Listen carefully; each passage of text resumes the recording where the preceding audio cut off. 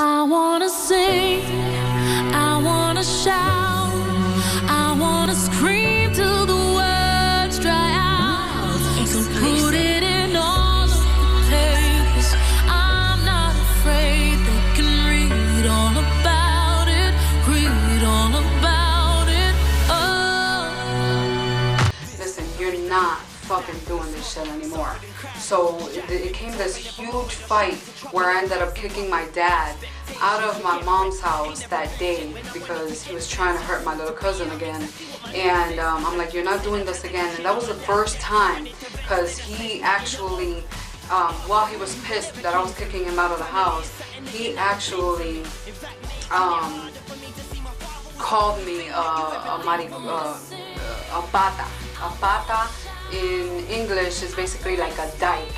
And you guys gotta keep in mind that while my mom wasn't supporting the fact that I was gay, my dad didn't care. He was like, oh, whatever, you know, do you, whatever makes you happy.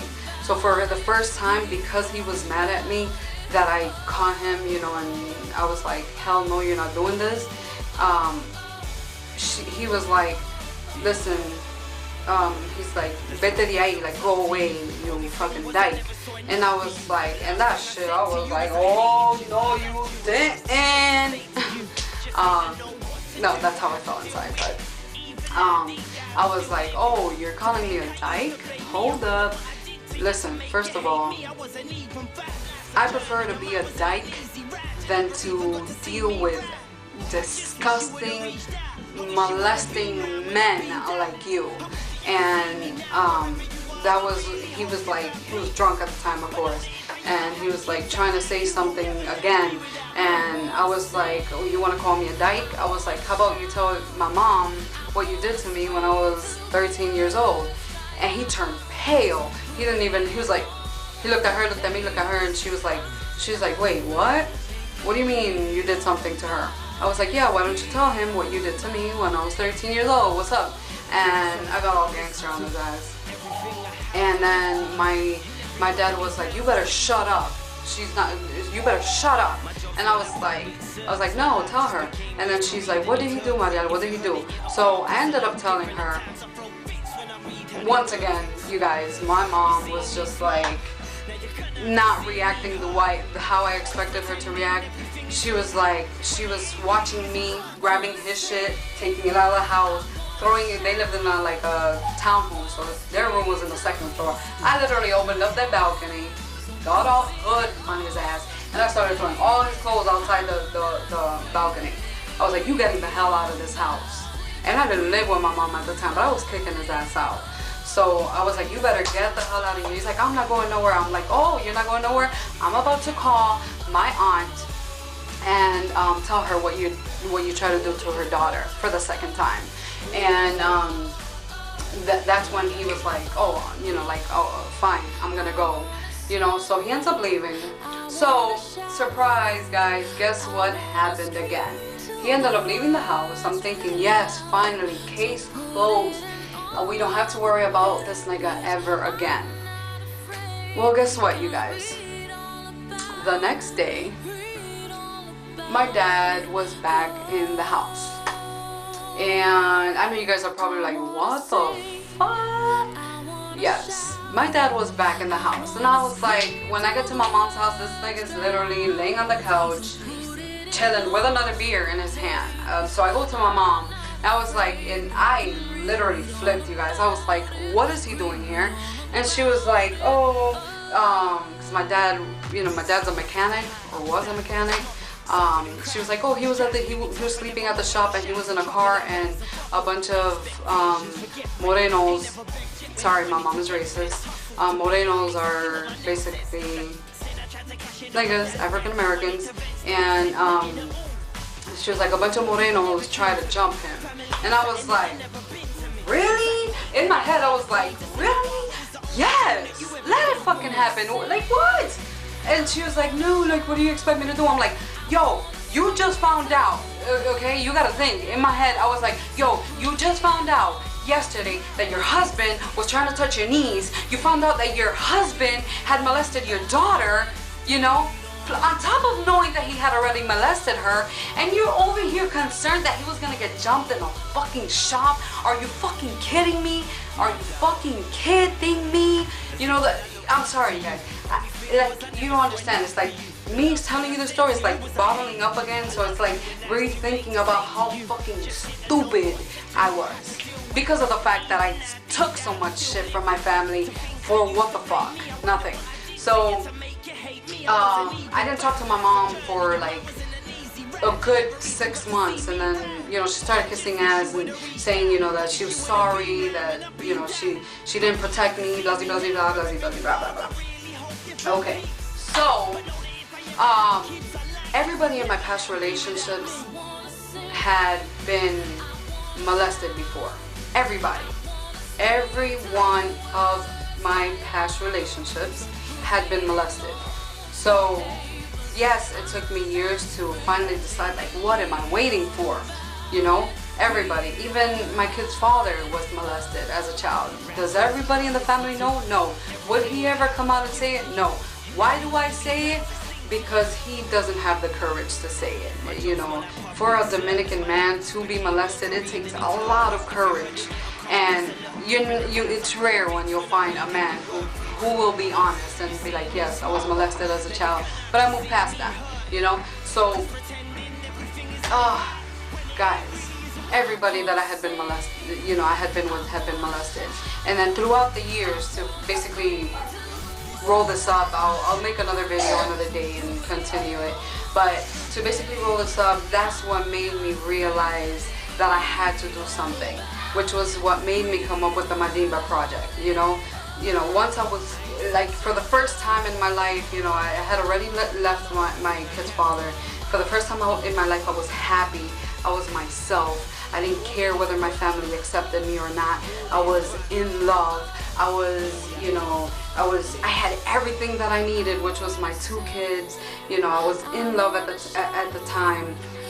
It was a different relationship, but you know, I was happy. I was just happy, and I didn't care who in the world accepted me. I didn't care whose opinion was relevant. I didn't care about none of that. What I did realize that when I was happy, when I was free, when I was myself, nobody in my family had my back. They would try to be all fake and be like, oh, you know, I got you. Nobody ever brought up the thing with my dad, nothing. And that's what made me be like, you know what? Why do I care so much? Why? Fuck it. I came up with the Mayimba project to help, because I realized that I would help people move past their situation and I hadn't healed. So I was like, you know what? Since I don't care, I'm gonna put it all out there.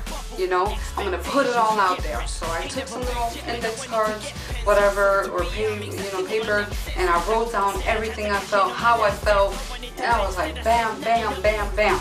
And that's when the Mayimba project came up.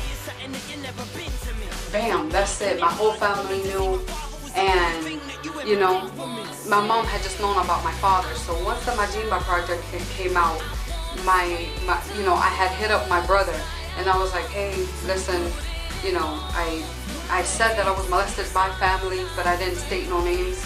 But I had texted my brother, and I was like, hey, listen, I just want you to know that regardless of the fact, I still love you as my brother. I just wish that you could have approached me, apologized to me, and we could have moved past that. You know, I was willing to move past it with my brother.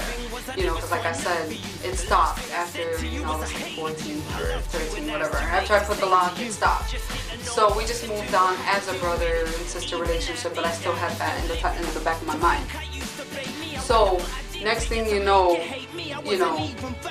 instead of my brother reacting how I expected him to react, which was, you know, like, hey sis, you know, I'm sorry, I was childish, I was confused, I didn't know what I was doing to you, blah blah blah blah. No, my brother flipped out on me. He threatened me. You can actually see those videos of the text messages that he sent to me in my personal YouTube.